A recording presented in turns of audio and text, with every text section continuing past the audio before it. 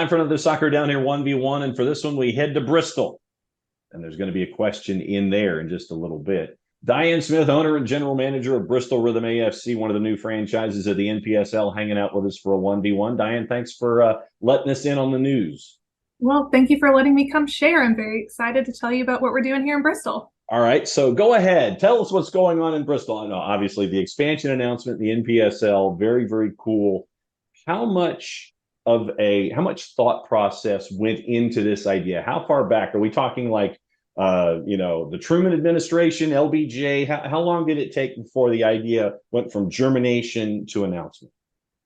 So we have been working for probably about 18 months from when the idea was proposed to myself and my husband till our announcement came last week.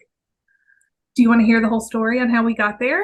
Go for it. Let's do it. Okay. So my son, who is 10 years old, Tyler, he has been training with our co-owner and sporting director, Andrew Rhoda, for almost that whole time. And one day, through a variety of circumstances, Andrew came up to me and said, "Hey, I have been thinking about bringing an NPSL team to Bristol." He played in the NPSL when he was in college, so he had a lot of familiarity with the league. And he knew that my husband and I were huge supporters of the game. So he just asked. He also knew that we have some experience running another business that we have. So I think he recognized that we would be right to assist him with the business side of things. And he's the right person to do the actual on-field soccer side of things. So he brought it to us, and I immediately said, "I'm all in. How can we make this happen?" Because what I have realized since my son has been playing soccer for almost 7 years now is we have this great community in Bristol of a bunch of little pockets of soccer people, and we don't have that really central unifying element so that we can all come together and support the sport we love. I was going to ask, for those that don't know about the footprint there in, a lot of folks may sit there and say Tri-Cities, Bristol, Johnson City, Kingsport, but this is two cities, 2 states, 1 city, 1 goal. For those that don't know about the fabric and the footprint, go into that for us. Yeah, so Bristol is, like you said, we are 1 city, but we cross 2 states. So we are in both Tennessee and Virginia. In fact, I live in Tennessee, but we will be playing in Virginia like 3 miles up the road. So I actually just came from lunch in Virginia, but 30 seconds I'm across the street. So we are right at the state line. And the great thing about this community is we do have the option of expanding outside of just Bristol. My husband works in Johnson City. It's not uncommon for people to travel anywhere in the Tri-Cities and even further out into Southwest Virginia and a little farther west down the interstate into Tennessee. So we really look at our footprint being Greenville, Tennessee to Grundy, Virginia. So that's what I say. I'm looking to gain supporters from Greenville to Grundy. When you got into this, I know that we all have those to-do lists. And, I'm the kind of guy that, believes in legal pads and those kinds of things. Google Calendars to me are completely foreign ideas. For me, it always has to be on sheets of paper. I know somewhere you have a to-do list, and it could be on a legal pad. It could be, written on like a notes document on your phone that you sit there and you're like, oh, I've got to write something down. It could be on one of those dry erase boards that we have on a fridge where at 2:30 in the morning, you're sitting there going, oh yeah, you're getting your water and you write the idea down. Or as you and I are having this conversation, it could be off to one side or the other there. And then one of those big 6-foot dry erase boards that's got like 9 different colors of ideas and arrows and everything. Where is the to-do list located? And how much have you been able to knock off of it since you've thought about this over the last 18 months? So our to-do list is electronic because our leadership group is a bit younger than me and very good at these new platforms that they've introduced me to.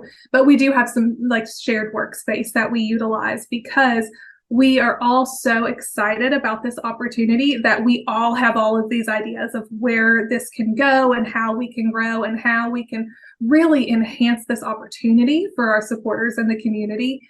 We have crossed a lot of things off the list, but now that we have been able to announce, there's even more things added to it, which is these are the exciting things. You know, we crossed off the get an accountant and get a lawyer and all those boring things, but now it's about jersey design and speaking with potential sponsors and tryouts and all of our things that are going to contribute to the actual game day.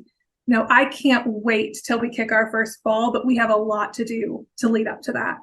So where did Rhythm come from? So we have an amazing branding story, and I'm really glad you asked because it's probably one of my favorite things to share with people. One thing that a lot of people know about Bristol is that we have NASCAR here, right? We have a really big racetrack. So if you are a sports fan, you've probably heard of Bristol in the NASCAR venue. However, the other thing that we have a lot of claim to fame with in Bristol is that we are considered the birthplace of country music. Now, this isn't specifically related to any particular artists who came from this region. It's mostly related to the Bristol Sessions, which was in 1927. We were at the forefront of the technology for recording these artists. In fact, we have a Smithsonian level museum, our Birthplace of Country Music Museum, here right across the state line in Bristol, Virginia. So when we were looking at how can we incorporate our community's heritage into our soccer team, we looked at Bristol Sessions. The company that was doing the actual recording was Victor Records. We pulled a Victor record, and the magic of the graphic design people, they were able to pull some colors and some fonts from the Victor record, which brought us to purple and gold. I was hoping for purple to start with anyway, so it worked out really nicely that we were able to incorporate that. We also, in our logo, our font is the same font that is on that Victor record. And just because that's not enough ties to this really cool event in the founding of country music, the soccer ball background around our guitar pick logo, it is 27% transparent of black.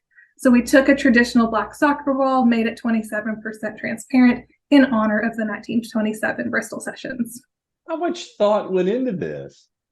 A lot. We've had a lot of time to work on it, and we're just really passionate about it being successful and figuring out how even the non-soccer people in our community can learn to love this and embrace it as our home team. So what has been the early returns about team name, team announcement, and this runway here? What have been the early returns? I have watched our social media followings grow. We have gotten our newsletter, watching those numbers grow. We have people who are saying, when can we buy our season tickets? We want merchandise. You know, I've got merchandise in production right now. I'm picking up some of our first on Monday.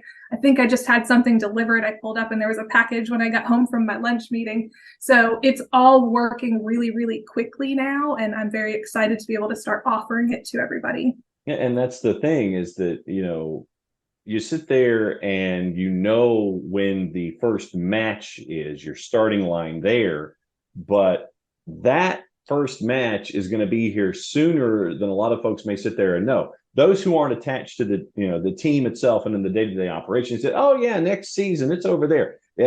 For those that are really entrenched in what's going on, like you and everybody in the front office, no, that's like sooner than soon to in a sense to get everything squared away. It will be here before we know it. That's, you know, we had this 18 months and some things went really, really slowly, and we thought, are we ever going to get there? When is our announcement even going to get to come? And now that it's happened, it's nonstop. I mean, every day we're plugging away at that to-do list, and it's exciting. These are the fun things. These are the great times. Like, we will always be able to look back on this and say, look how far we've come from where we were. Diane Smith, owner and GM Bristol Rhythm AFC, one of the new members of the NPSL, hanging out with us here for a Soccer Down Here 1v1.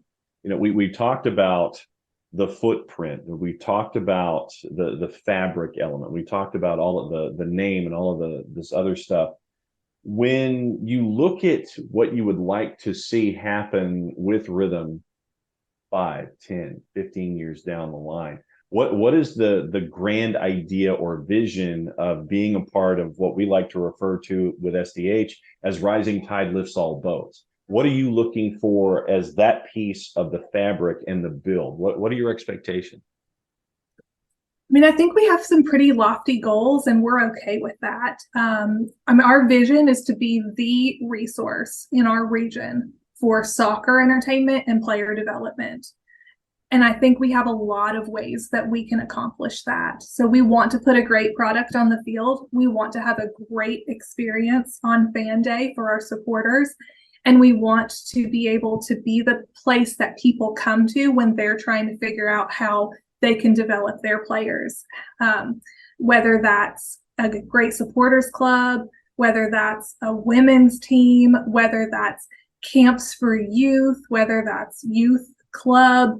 We've got so many ideas because we are looking at this as a very long-term venture.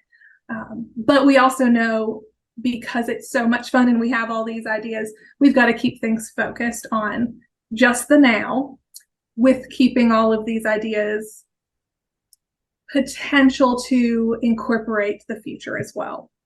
So I know that your phone personally, your email personally, probably everyone else in the front office, it's probably been blowing up. When it comes to contact from outside of that area of Tennessee and Virginia and what your footprint is, what have the conversations been like? Who have been some of the folks that have reached out from far? I mean, has somebody from like overseas reached out about the interest? Where has the interest come from since the announcement has happened? So most of our interest has been local, which is great because those are going to be the supporters who are at our games. They're going to be the ones there every Saturday night with us. But we also, within our leadership group, have quite a bit of international representation. So our sporting director, he is from South Africa, and his father there has affiliation with some soccer clubs.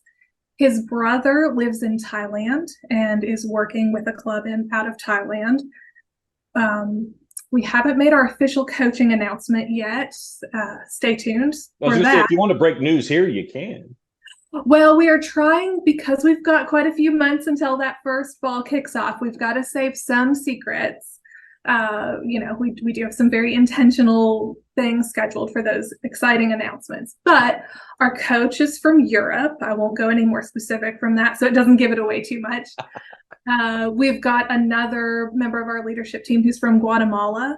So we think with those very international connections, we've got opportunity to bring in players and just other potential resources from this international soccer community. Because I know that you're looking for a particular kind of individual who gets it, who understands what not just the mission is out there on the field to win games and chase after all that kind of stuff, but there is a certain approach, a certain idea and an ideal that you want to present to the sport, not just there in the footprint, but internationally. You've got to have the right kind of person or persons coming in to help represent what you want to be. Yeah.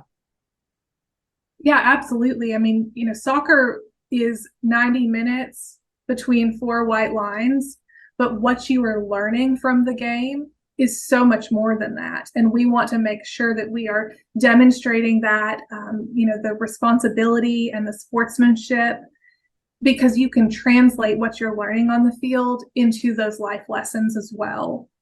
So it's going to be really important for us to make sure that our players are exhibiting those behaviors that we want, because they're going to be young men. We want to help develop them, and we want to demonstrate that for our supporters as well.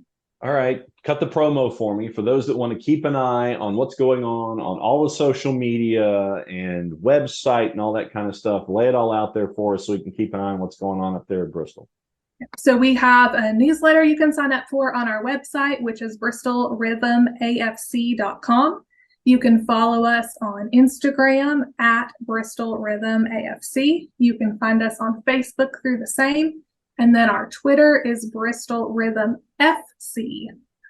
No A, they have a silly character limitation, so got to have something to be a little bit different there. But do please follow us on all of our socials. We will be having lots of community events and being lots of places, and merchandise will be for sale very soon, as well as season tickets. And then before we know it, it's going to be May and we're going to be kicking off balls. No doubt about it. And we'll be keeping an eye on you as things continue to grow and evolve. Diane Smith, owner, GM, Bristol Rhythm AFC and the NPSL. Congratulations on cutting the tape and making sure that the sprint begins anew with one of the new franchises in the NPSL. Thanks for hanging out with us for a 1v1.